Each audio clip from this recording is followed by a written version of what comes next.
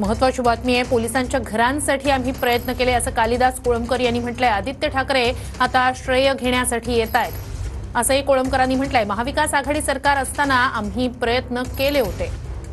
आदित्य ठाकरे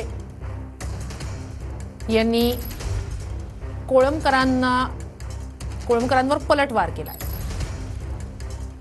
पिढीचाईच्या 2224 पोलिसांना ज्यावेळी आदित्य साहेबांचं गव्हर्नमेंट होतं त्यावेळी प्रत्येक पोलिसांना 50 लाखाचे पैसे भरायला सांगत होते।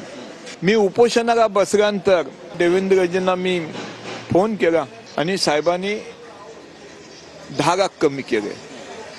म्हणजे 35 लाख कमी झाल्यानंतर 15 लाखामध्ये 15 लाखात 500 कार्पेट देण्यात आले। त्यावेळी कुठे होते?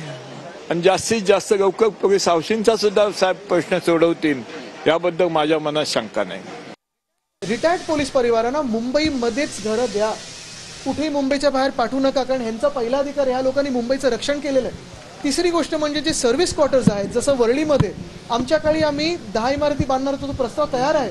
सरकार पडलं नसतं तर हे आतापर्यंत काम सुरू झालं असतं।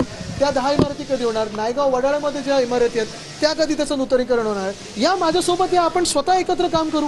ह्याच्यात क्रेडिट कुठे? आणि तुम्ही जे करू नाही शकलात 9 टर्म, मी माझ्या दुसऱ्या टर्ममध्ये प्रयत्न करतोय। 9 टर्म तुम्ही नाही करू शकलात आणि माझं तुम्ही बोलताय, तुम्ही स्वतः काय केलं ते दाखवा ना।